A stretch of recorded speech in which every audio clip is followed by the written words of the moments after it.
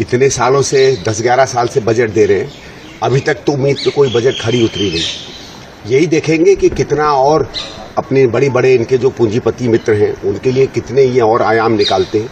ये क्या करते हैं, कुछ ऐसी ऐसी चीजें जोर से अनाउंस कर देते हैं जिसमें लोगों को लगता है कि जनहित में, गरीबों के हित में ये बहुत कुछ पैसा दे रहे हैं, और पीछे से अपने बड़े बड़े मित्रों को, पैसे वालों को, सबको कहीं ना कहीं ये मदद करते रहते हैं। तो मुझे लगता नहीं है कि आज की बजट भी उनसे कुछ अलग होगी। हाँ, ये है कि दिल्ली का चुनाव चल रहा है, तो दिल्ली के बनस्पत, क्योंकि दिल्ली में भारतीय जनता पार्टी को दिख रहा है कि कुछ वो बन नहीं पा रहे, तो हो सकता है कुछ टैक्स के माध्यम से, कुछ और माध्यम से कुछ लोक लुभावने वायदे करें। इतना ही कह सकता हूं। 2025-26 కేంద్ర ఆర్థిక బడ్జెట్కు ఆమోదం తెలిపారు రాష్ట్రపతి ద్రౌపది ముర్ము. ఉదయం 9:30 రాష్ట్రపతి భవన్లో ప్రెసిడెంట్ ముర్ముతో భేటీ అయ్యారు కేంద్ర ఆర్థిక మంత్రి నిర్మలా సీతారామన్. ఈ సందర్భంగా నిర్మలాకు దాహీ చీనీ స్వీట్ తినిపించారు ప్రెసిడెంట్ ముర్ము. బడ్జెట్కు ప్రెసిడెంట్ ఆమోదం తెలపడంతో అక్కడి నుంచి పార్లమెంటుకు బయలుదేరారు. కేంద్ర కేబినెట్లో బడ్జెట్పై చర్చించి ఆమోదం తెలపనున్నారు. కేబినెట్ ఆమోదం తర్వాత ఉదయం 11 గంటలకు లోక్సభలో బడ్జెట్ను ప్రవేశపెట్టనున్నారు కేంద్ర ఆర్థిక మంత్రి నిర్మలా సీతారామన్. దీంతో వరుసగా 8వ బడ్జెట్ను పార్లమెంట్లో ప్రవేశపెట్టిన ఆర్థిక మంత్రిగా నిలవనున్నారు. ఎన్డీఏ సర్కార్ 3వ అధికారంలోకి వచ్చాక ఇదే తొలి పూర్తి స్థాయి బడ్జెట్.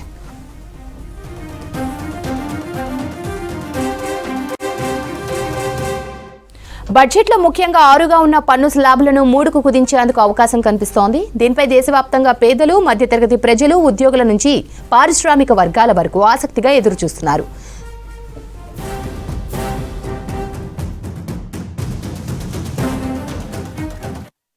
तो मैं भारत में अभी तक जितने बजट आए हैं उन सभी ने एक विकास की नई ऊंचाइयां दी हैं, और आज भी मुझे पूरा विश्वास है कि निर्मला सीतारमण जी द्वारा लाए गए बजट में गरीबों के लिए, महिलाओं के लिए, युवाओं के लिए, उद्योगों के लिए बहुत कुछ होगा।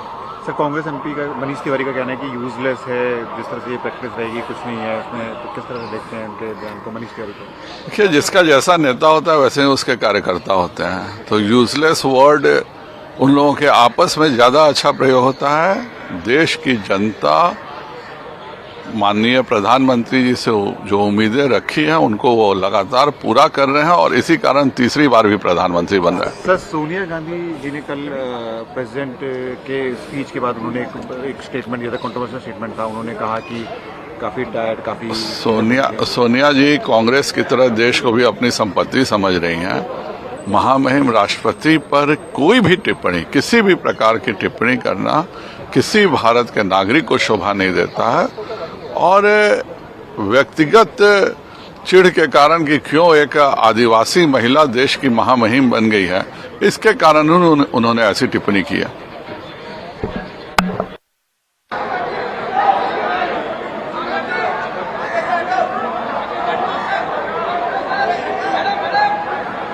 सर मैम साइड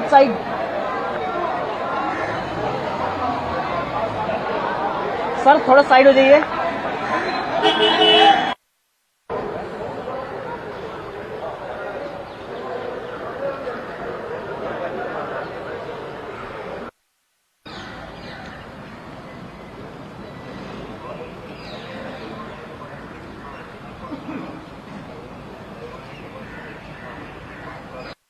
क्या एक्सपेक्टेशन है, क्या रहे, किस तरह से देखते हैं झारखंड के लिए? विकसित भारत बनाने का जो संकल्प है उसका वो रोड मैप, आने वाला बजट, आम लोगों के हित का बजट, मध्यम वर्ग का बजट आने वाला, और हर चेहरे पर मुस्कान लाने वाला ये बजट साबित होगा।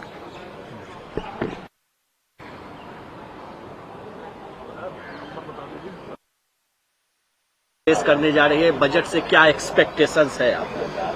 बजट से सबसे बड़ा एक्सपेक्टेशन तो है कि जो वायदे किए थे 2 करोड़ को हर साल काम देने का, नौकरी देने का, नौकरियां छीन रही हैं। तो मैं समझता हूँ अभी तो उनको आई होगी अकल। 400 पार की बात करते, 240 पे जनता ने उनको ठीक किया है। बाकी किसान की एमएसपी की गारंटी है, बाकी काला धन है, जो वायदे किए थे मतलब एक भी पूरा करने की बजाय आज बेरोजगारी भयंकर 45 साल की सबसे बड़ी है। किसान घोषित एमएसपी भी नहीं मिल रही है। 2000 रुपये प्रति क्विंटल का नुकसान मूंगफली और मूंग में हुआ है। बाजरा 1 क्विंटल भी खरीदा नहीं गया, जबकि वेलेट की बात करते हैं कि ये जो मोटा धान है उसको हम खरीदेंगे। तो किसी भी तरह से आम जनता के लिए करने की बजाय बड़ी बड़ी कंपनियों को, सबसे खतरनाक तो वो है काले कानून वापस हो गए, लेकिन अभी मंडी में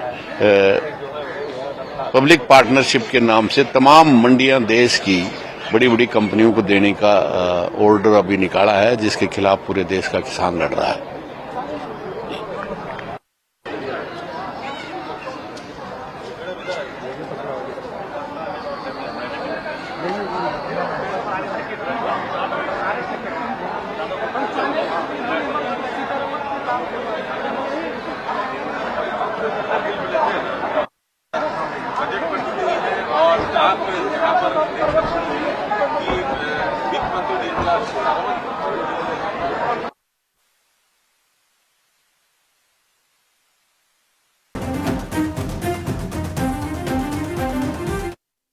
इसे टेबल पर लेट कर देना चाहिए। नहीं, कांग्रेस और कांग्रेस के नेता मानसिक रूप से दिवालिया हो चुके हैं। बजट 140 करोड़ जनता की आकांक्षाओं का प्रतीक है।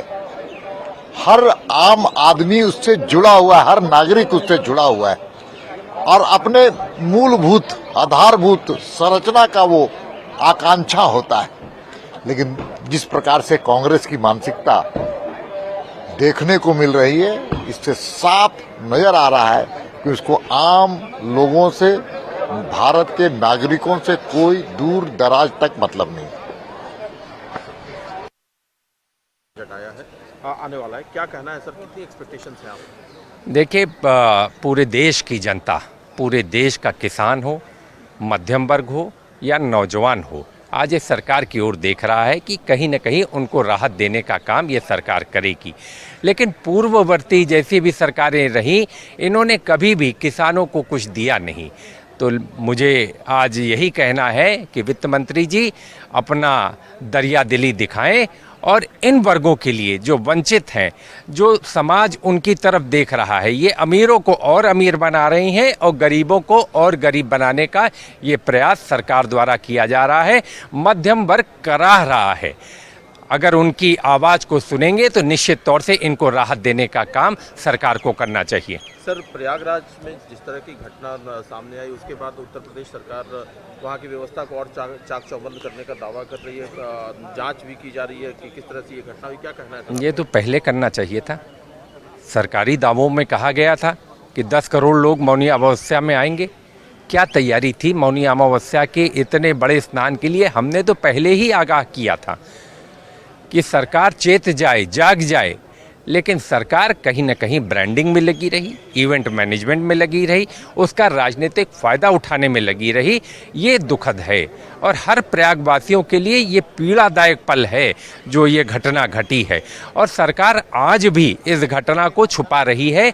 एक एक जगह नहीं, 3-3 जगह, एक जगह झूसी में भी लोग मारे गए हैं, जिसके तमाम वीडियो सामने आए हैं। उसके बाद भी सरकार स्वीकार करने को तैयार नहीं। आज भी सही आंकड़े नहीं आ रहे कि कितने लोग मारे गए, कितने लोग अभी भी अपने लोगों से बिछड़े हुए हैं, इसका आंकड़ा नहीं आ रहा है। बिना पोस्टमार्टम के लोगों को, लाशों को दे दिया गया।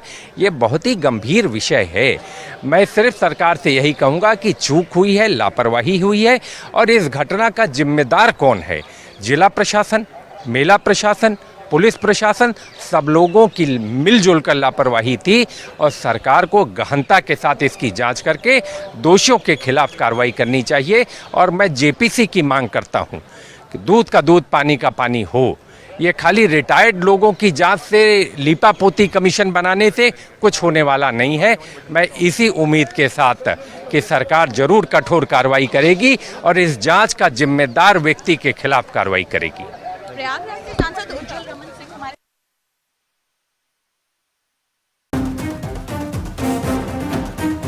बात ये होगी इस बजट की कि हम जो दुनिया की तीसरी सबसे लार्जेस्ट इकोनॉमी होने जा रहे हैं, ये बजट उसी के तरफ एक कड़ी है जो तेजी से हम उसके तरफ बढ़ेंगे। तो ये सबके लिए बजट होगा, देश के विकास के लिए होगा, खासकर दलितों के लिए, गरीबों के लिए, आदिवासियों को, मध्यम वर्ग पर जो है, इन सब के लिए ये बहुत ही अच्छा बजट होगा। और ऐसा बजट होगा जो देश को बिल्कुल इकोनॉमी को तेजी से आगे बढ़कर हम तीसरी अर्थव्यवस्था और 2047 तक पूर्ण विकसित भारत की तरफ ले जाने वाला बजट होगा। जेपी नड्डा जी ने कमेटी बनाई है अमृतसर में जो हिंसा हुई उसकी जांच के लिए, जो अम्बेडकर दलित समाज के साथ, उसकी कमेटी के कन्वेनर आप हैं, कल जा रहे हैं वहाँ विजिट करने, कितने बजे जाएंगे, क्या क्या प्रोग्राम रहने वाला है? हाँ, कल हम जा रहे हैं। माननीय नड्डा जी ने वो कमेटी बनाई है, मैं उसका कोऑर्डिनेटर हूँ। और उसमें माननीय सोम प्रकाश जी हैं जो पूर्व मंत्री हैं, असीम अरुण जी हैं जो समाज कल्याण मंत्रालय के स्वतंत्र प्रभार के मंत्री हैं उत्तर प्रदेश से, लाल सिंह आर्या जी हैं अनुसूचित मोर्चे का राष्ट्रीय अध्यक्ष हैं, बंतो देवी जी अम्बाला से सांसद हैं, और गुरुप्रसाद पासवान जी हमारे राष्ट्रीय प्रवक्ता हैं। तो हम लोग वहाँ कल करीब 9 साढ़े 9 बजे पहुँचेंगे, वहाँ पर जाएंगे।